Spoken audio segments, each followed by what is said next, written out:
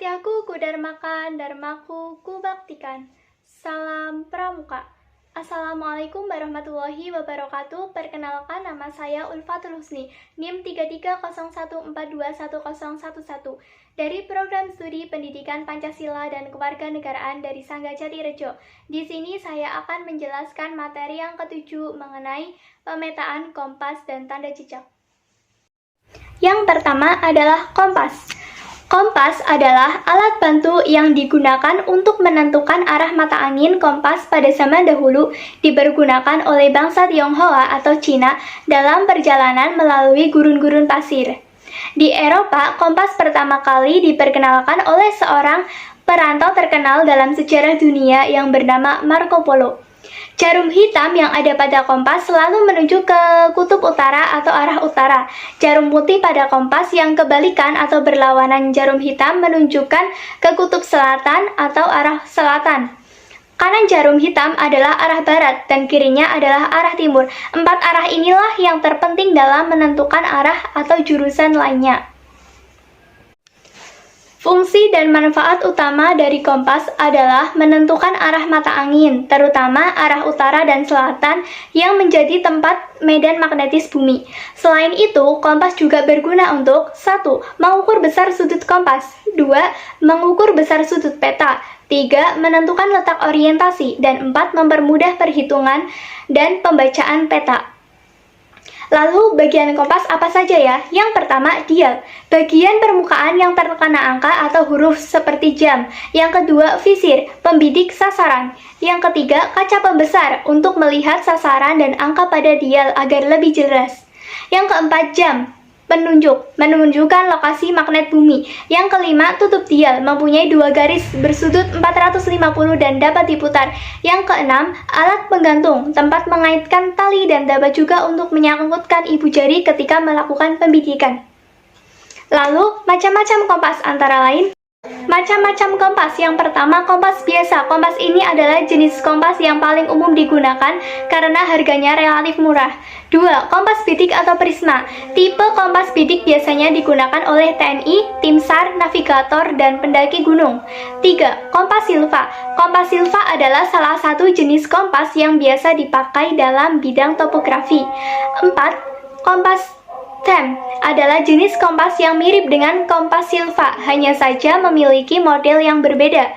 5. Kompas digital. Kompas digital memiliki tingkat akurasi yang baik sebab penentuan arah telah menggunakan komputerasi dan data disajikan secara digital. 6.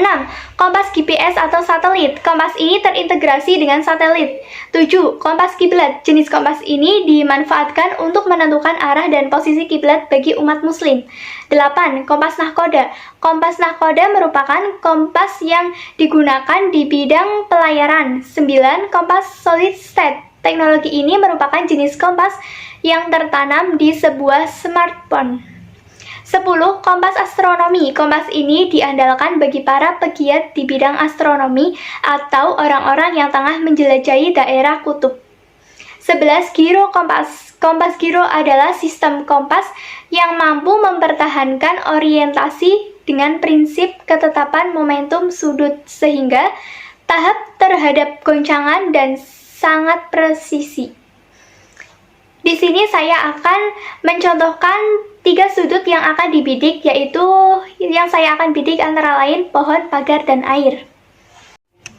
Hasil dari 3 benda yang saya bidik, yang pertama yaitu pohon dengan hasil 175 derajat di arah selatan.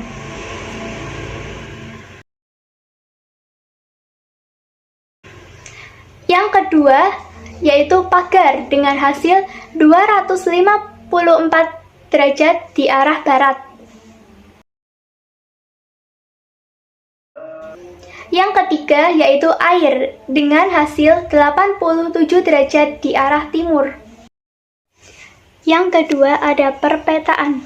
Perpetaan adalah kegiatan pramuka yang sangat menarik dan menyenangkan karena peserta didik dibawa langsung untuk mengenal alam terbuka. Banyak manfaat yang dapat diambil dari kegiatan ini, antara lain 1. Melatih jiwa dan kepemimpinan dan kedisiplinan. 2. Meningkatkan rasa persatuan, persaudaraan, kerjasama, gotong royong, dan setia kawan. 3. Melatih keterampilan, ketekunan, ketelitian, serta kesabaran.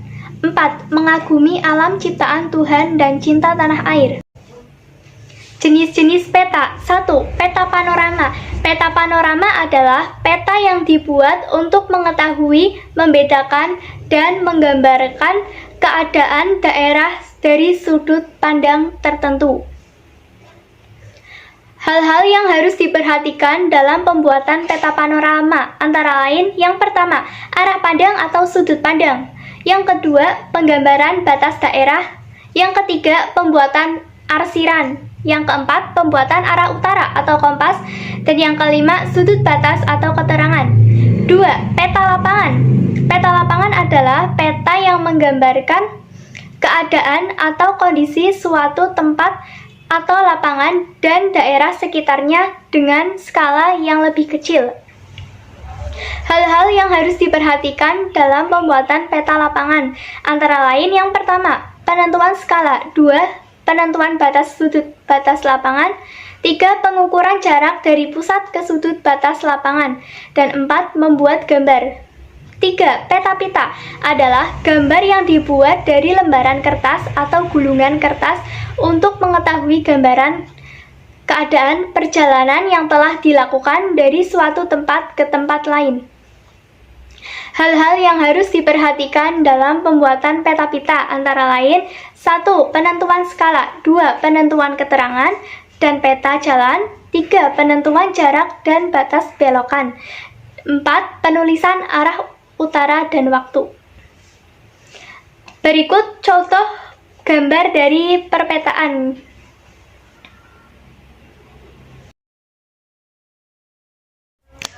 3. Tanda jejak. Tanda jejak adalah tanda untuk menunjukkan sesuatu, dapat berupa arah, jalan, dan sebagainya. Untuk membuat tanda jejak dapat digunakan batu, kayu, ranting, goresan, rumput, dan sebagainya. Jenis-jenis tanda jejak. 1. Tanda jejak di atas tanah. Tanda jejak di atas tanah digunakan dengan menggores atau menggambar pada bidang tanah yang datar dengan goresan yang agak dalam, supaya tidak mudah hilang tertutup. 2. Tanda jejak dengan batu. Menggunakan batu sebagai tanda jejak adalah yang cukup banyak digunakan oleh petualang, karena jika disusun dengan benar, tanda batu tidak akan mudah hilang. 3. Tanda jejak menggunakan ranting. Ranting pada pohon bisa direkayasa sedemikian rupa untuk menunjukkan arah ataupun kondisi daerah. Tanda jejak menggunakan ranting ini umumnya dibuat dengan mematahkan ranting dan membuatnya menjadi bentuk sedemikian rupa. 4. Tanda jejak menggunakan rumput. Jika kita menjelajahi padang rumput di mana tidak ada pohon ataupun batu, maka rumput itu bisa kita gunakan sebagai tanda jejak.